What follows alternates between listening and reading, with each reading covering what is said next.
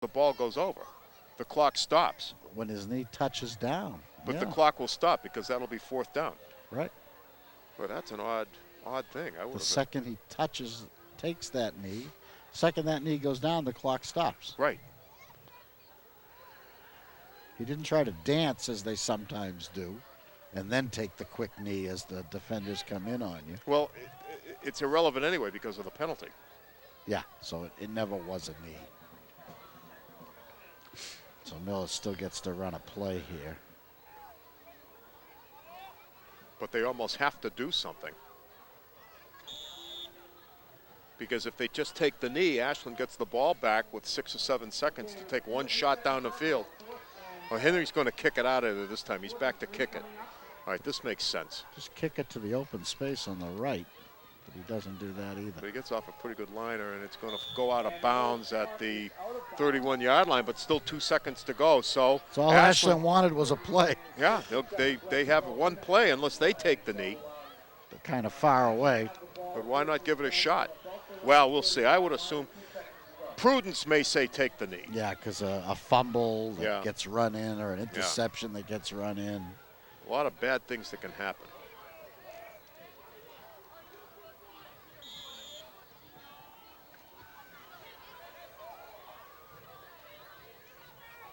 Unusual ending to the first half, though.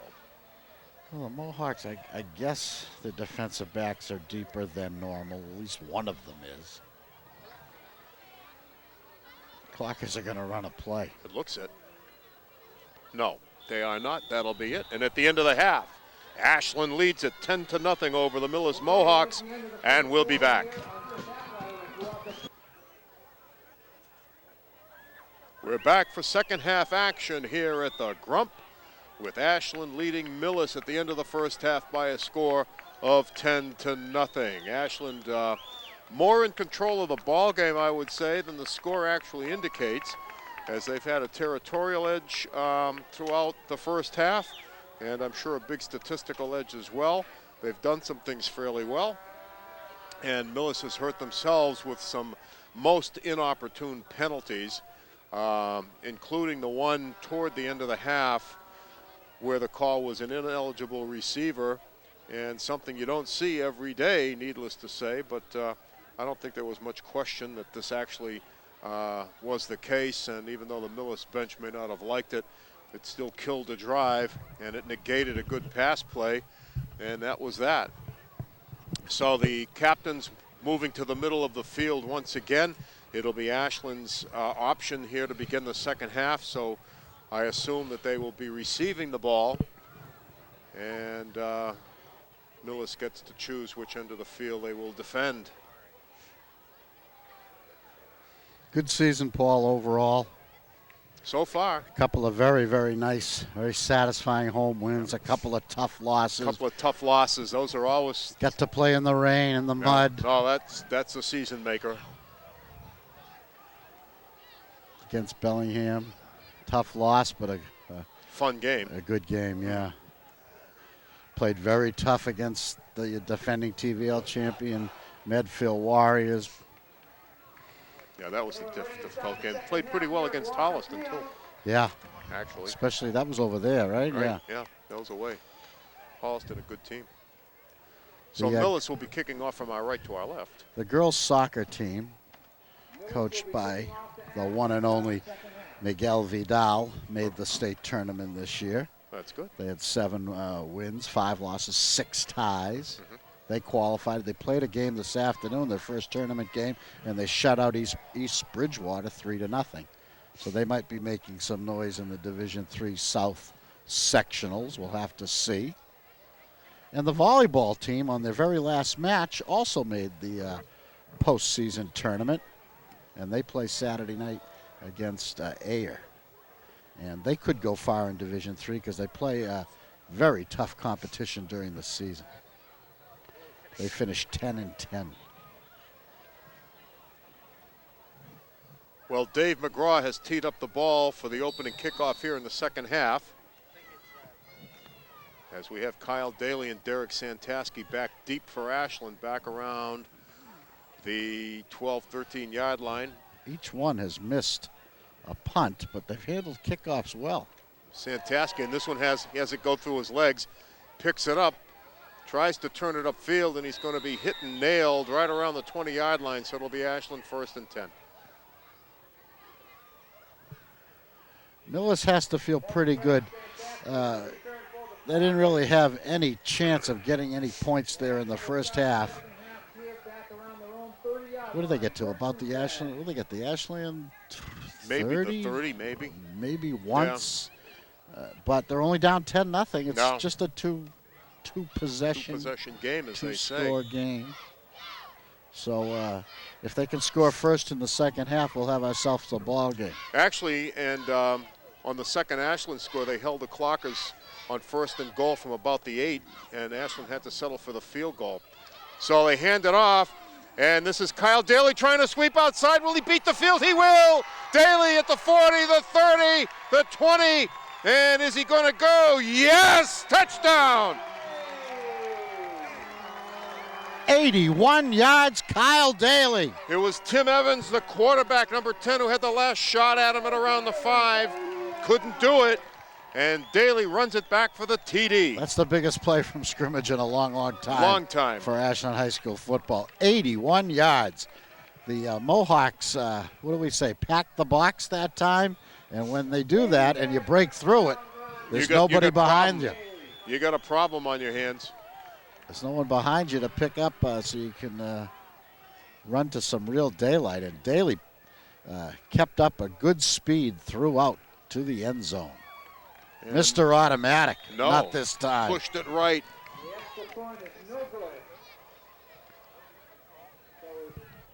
But they run the score out to 16-0 with 19 seconds gone here in the third quarter.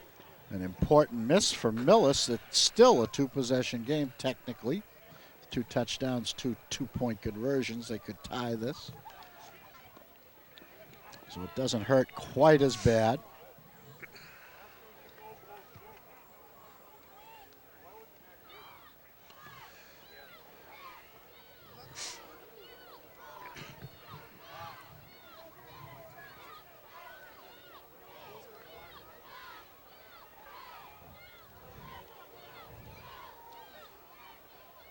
So Dave Britton gets to kick off once again. See what the Mohawks come up with on offense for the second half. Whatever adjustments they made on defense didn't work. Well, let's see what Britton does with the kickoff. He's kicked a lot of squibs and bouncers, but he did kick one long back in the first half, so we'll see what he does here. He comes forward, and he does kick this one off long, and it's going to come down to Duffy at the 12, up to the 20, the 25. Tries to turn it upfield, but they catch him and haul him down at the 30. So he did a little hesitation move around the 20 ball. That hurt him. Kyle Daly in on the stop, but it'll be Millis 1st and 10 at their own 30 with 10:34 to go here in the third quarter.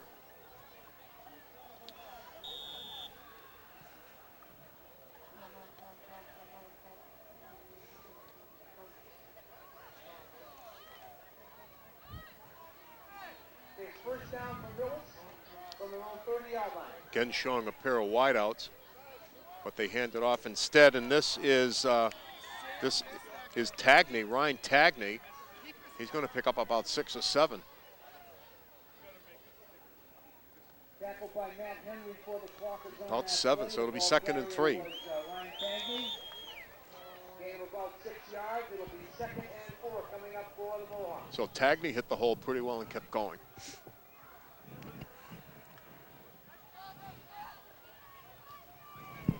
Now that's a first down play you can build off of, Paul. 6 yards. Oh, I agree. You can do it. You have a lot of options on second down. Exactly. Throw it. I mean, I suspect there would be a good passing down, but we'll see what they do.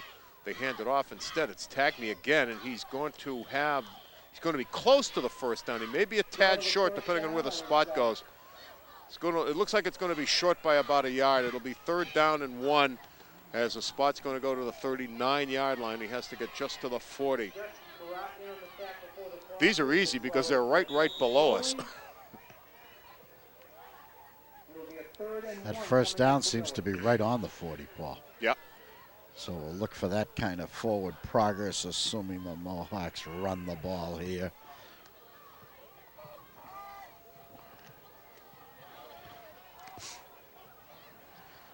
Let's see if Slane and Shayhood, Featherstone have something else in mind. They break it through. First down. It was Tagney again. He picks up about 3.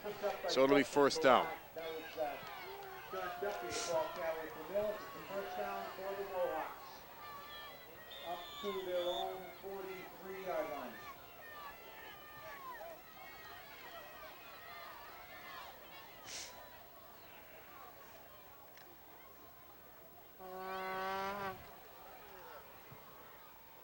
Again, Duffy and Tagney in the backfield behind Evans, the quarterback. Evans rolling. Carrada's on him. Gets a hand on him, but he completes it out there to Duffy, number 5. And Duffy is going to have the better part of a first down. Does he have the first down? I think he may. Guess we'll have to see where he tiptoed out. See where the spot is. He but didn't exactly tiptoe. I don't know why he said that. Yeah. He got knocked out. Looks Picked up short about from 9. that He's going to be spot. about a yard short. Second down, it's about a yard short of a first down. That's the legendary Mark Dasoni on the yard line marker, Paul. The down marker, I should say. Boy, Carrada almost got to Evans, didn't he? Hand off again to Duffy, and Duffy has the first down plus. He was closing fast. Oh, yeah. Well, Evans, I suppose he knew because he threw. I didn't think it was a good pass, but he did complete it. He did a good job of completing it. So first down at the 45-yard line of Ashland. First down at the 45-yard line of Ashland. Millis ball with 8:23 to go here in the third quarter. Ashland leading in the football game 16-0. They persist in showing the wideouts, but they have not thrown as well. They have, but not to the wides. So this is Duffy again on the carry. He's got 1 or 2.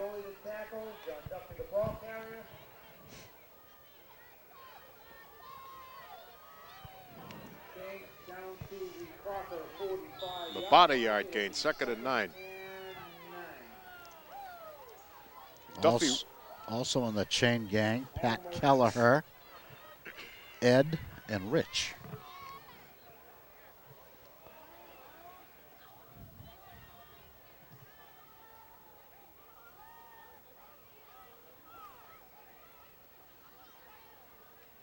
Evans pitches back this time. That's Hyman. Hyman out of the backfield, and he's got a pickup of about 5.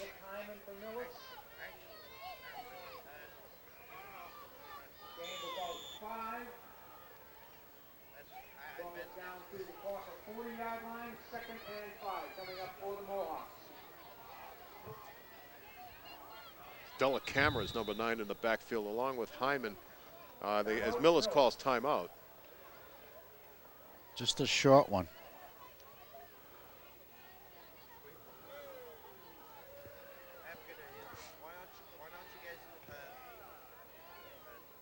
Millis using every one of their timeouts. And when the game in the first half was ending, they were out of timeouts. When they had the ball, they couldn't stop the clock. Finally, they give Tim Evans the play. Duffy is back in the game, and Della Camera goes out. It's an important down for Millis. It perhaps deserved the timeout. A dicey little 3rd and 5 at the Ashland 40. This time they show 4 receivers, and Evans out of the shotgun, rolling back to throw. He's going to run. They try and box him in, but he's going to be very close to the first down. As he saw some daylight and ran to it, he's going to be really close. I think he's just short again by about a foot.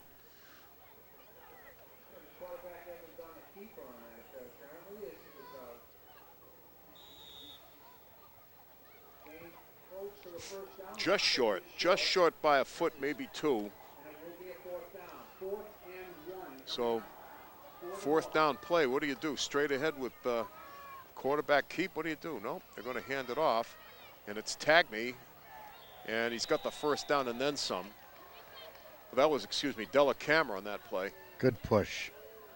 by the Millis no, line. That was Tagney. Tagney was on the bottom. And a good hard run by Tagney. Right. So the play actually carries for about 3. It'll be first down from Millis. And the spot is about the 33-yard line of Ashland. So Millis pushing into Ashland territory, but the clock is also running down to just about 6 minutes to go here in the third quarter. And the pass to Hyman, and that's really, really sniffed out by Derek Santaski, who causes a loss on the play of a couple. It'll be second down and 12. Millis with 3 first downs in this drive. Completed pass to Mike Hyman, but Santaski was there and turned it into a loss. Loss of about 3, it'll be second and 13. So Tagney in the game, Duffy in the game, Della Camera in the game.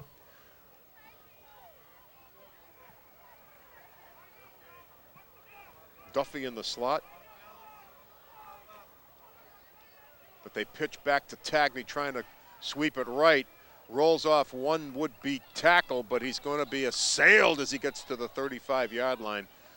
So they maybe got back to the original line of scrimmage, but that's going to be about it. It'll be third down and some. Depending on where the spot is, it's going to be third down and about 11. Just inside the 35, yeah. Paul, but it's still a 3rd and 11. Maybe more like 3rd and 12 looks like, so. Third down and about 12 to go for a first down. Gain about a yard. So the last time this happened, Evans found daylight, couldn't make a pass, but ran very close to the first down stick.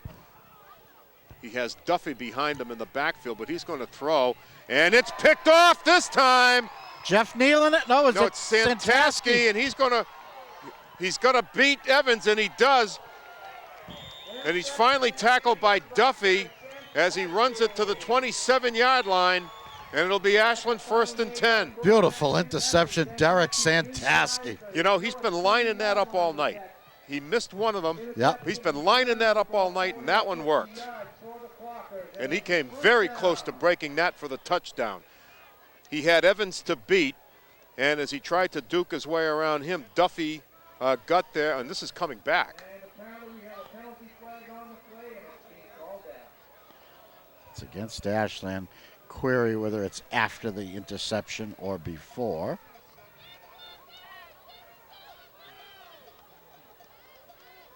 Well, this is a turn of the tide.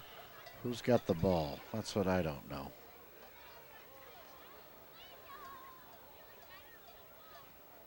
Yeah, it's Ashland ball after the interception. Did you see a signal? No, but I see Chris Nealon taking the field. Yeah.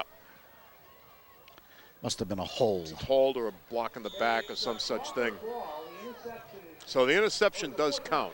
It will stand. So they don't get that fine run return. That's too bad, but they'll take the ball. Another flag thrown in. So that's probably going to cost Ashland again. Let's see who it was. I think it was Daly. But that's never a good sign. Holding. Yes, indeed. So that'll cost them 10. Well, no. The penalties have cost us about 60 yards in field position here. We lose the big run back on the interception, plus 10. And now we lose another 10. Pushed to the 15. So this is going to be second, or rather 1st and 20. The good news is it's still first down.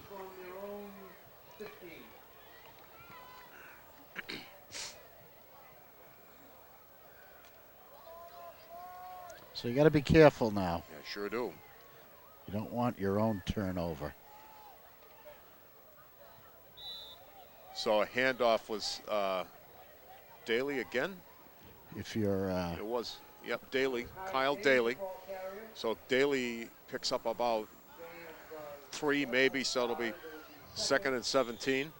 That was only the clock's second play of the second half ball, right? First one went for 81 yards. That's right. On a Kyle Daly gallop. Because Kyle has both touchdowns, doesn't he? I think so. I can't remember who had the first touchdown. I think he's got them both. So second down and long. This time they show the wideouts. Kneeling out of the shotgun. Hands it off inside and a fumble.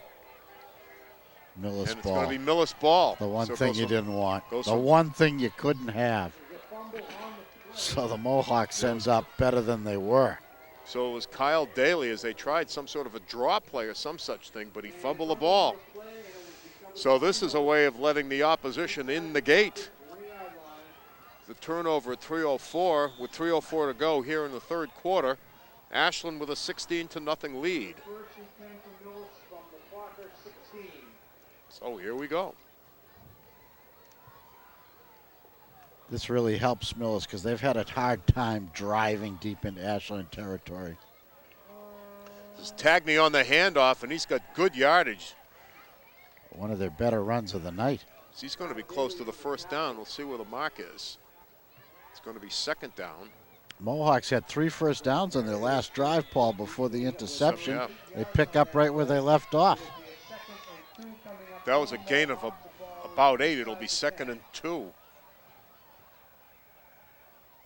Ball inside, ball at the 8-ish. Tagney again. Flag thrown in. Fly. So this is probably going to come back. It looks like he has first down yardage, but it's a hold. Referee immediately calls a hold, so that's going to come back. Look like, there's no complaints from the offenders on either side. No. I mean, there's just no doubt about these holding penalties. No conversation with the officials whatsoever about the calls. Nope. They seem to be saying, you caught me. Yeah. Caught me with the goods. I had to do it. So they back it off just outside the original line of scrimmage, so it'll be 2nd and 10. Line of scrimmage is at the 17, give or take, so 2nd and 10 from there. And it's Duffy for short yardage, maybe a couple. That hurt. That killed Millis's momentum, that penalty. They never help. Man, oh, man. So, and I can't believe, Paul, that hold made that much difference on a 2-yard run. No. That was a 2-yard first down run. I can't believe the holding sprung him for 2 yards. No, but that's not the standard, as they say. Right. John Duffy, number 5, picked up a couple, but it's still going to be 3rd and 8. Duffy and Della Camera in the backfield, and another flag. False start, maybe? No play. No play.